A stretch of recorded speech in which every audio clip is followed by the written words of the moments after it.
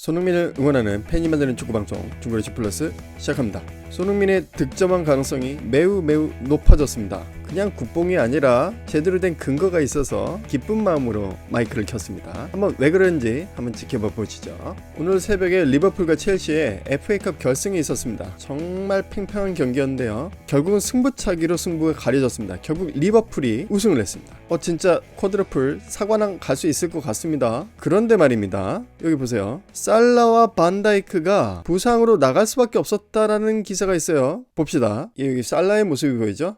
경기 보신 분들은 아시겠지만 살라가 부상을 당했습니다. 겨우 33분 만에 부상을 당해서 나가게 됐어요. 사타구니 쪽에 부상으로 보인다라는 표현이 있네요. 쿼드러플 사관왕을 하기 위해서 모하메드 살라가 정말 필요한데 리버풀도 비상입니다. 다웃, 의심이라고 해놨죠. 스포츠 매체 ESPN의 최신 보도에 따르면요, 그 부상의 정도는 심각하지 않은 걸로 보입니다.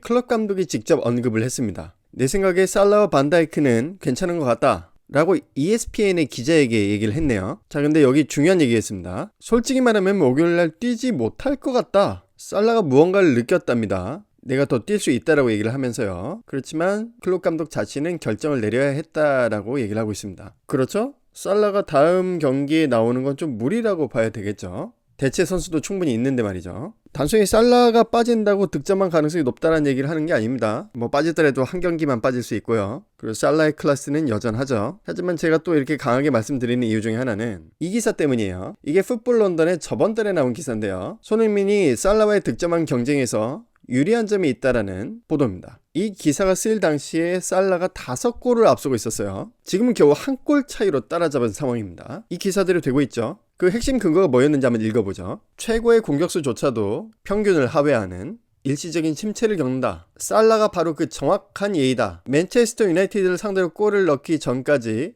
2월 23일 이래로 골이 없었다. 하지만 손흥민은 아래 그래프에서 보여지는 것처럼 다르다. 요게 손흥민이 살라보다 득점왕 경쟁에서 유리하다는 핵심 근거입니다. 기대 득점 값을 상회하는 손흥민의 골 결정력의 능력이 위에 나타나고 있다. 2014년 이래로 파란색은 기대 득점값 이상의 퍼포먼스를 나타내고 빨간색은 기대 득점값 이하의 퍼포먼스를 나타낸다. 제가 전에 설명드린 것처럼 기대 득점값이라는 게 있어요. 특정 위치, 특정 발, 특정 상황에 평균적인 프리미어리그 선수들의 골 확률을 표현하는 값입니다. 그래서 기대 득점값보다 높다는 얘기는 평균적인 프리미어 리거들보다 골을 더 잘 넣는다는 얘기죠. 이 그래프 보세요. 손흥민은 2014년 이래로 분데스리가와 프리미어 리그 통틀어서 기대 득점값보다 내려가는 경우가 별로 없습니다. 한 번, 두 번, 여기 미미하게 좀 3번, 4번 정도밖에 안 보이네요. 그 리그의 평균적인 선수들보다 똑같은 위치에서 슛을 찼을 때 더 골을 넣었다는 얘기입니다. 그만큼 손흥민의 기본기가 탄탄하다는 얘기죠.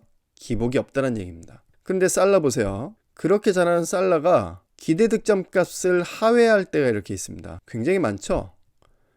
최근에 꽤 길었었고요. 이런 손흥민의 냉철한 본능이 살라를 이길 수 있는 힘이다 라고 기사에서 언급하고 있습니다. 토트넘의 경기 일정입니다. 오늘 8시에 번리와 경기가 있고요. 그리고 23일에 노르위치와 경기가 있습니다. 손흥민은 2경기에 출장할 수 있게 됐죠. 저번에 손흥민이 삐지긴 했습니다만 콘테 감독이 오늘 경기를 위해서 체력을 지켜줬고요. 그래서 힘들긴 하지만 그래도 비교적 나은 체력을 기대할 수 있겠죠. 오늘 부상이 없던 노리치전도 분명히 출장할 수 있을 거고요. 반면에 살라는 사우스햄튼과의 경기에 지금 클롭 감독이 출전하지 못할 것 같다라고 얘기를 했습니다. 그리고 23일에 울버햄튼과 마지막 경기가 있어요. 자, 그렇다면 살라는 한 경기 혹은 아예 둘 다 못 나올 수도 있어요. 물론 강등을 탈출하고자 하는 번리전이 쉽진 않죠.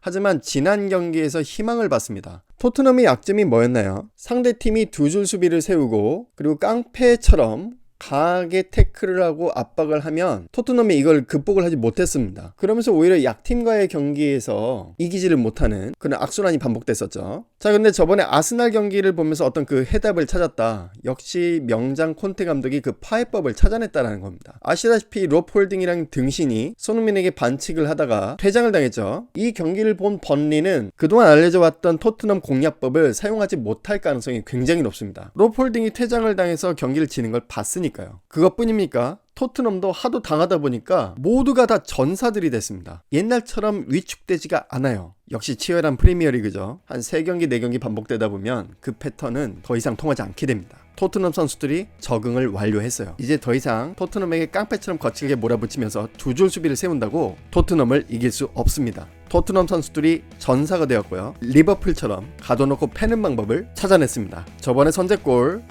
계산된 코너킥이었다는 걸 잊지 않으셔야 돼요. 자, 그래서 정리해서 말씀드리자면 살라는 FA컵 경기에서 우승을 하긴 했으나 부상으로 인해서 다음 한 경기를 못 나오거나 아니면 전 경기 출장을 못하게 될 수도 있습니다. 그 상황에서 손흥민은 살라보다 높은 기대 득점 값을 갖고 있고요.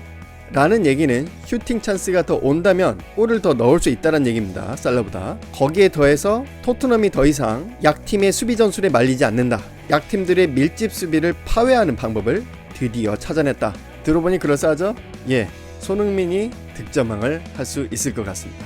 5월 15일 일요일, 오늘 밤 8시 토트넘 핫스퍼와 번리의 경기가 있습니다. 저녁 8시니까 시청하기도 너무 좋아요. 함께 응원하면서 손흥민의 득점왕 등극을 지켜봅시다. 손흥민 득점왕. 오늘 소식은 여기까지입니다. 언제나처럼 경기 후 분석 영상으로 다시 찾아뵙겠습니다. 감사합니다.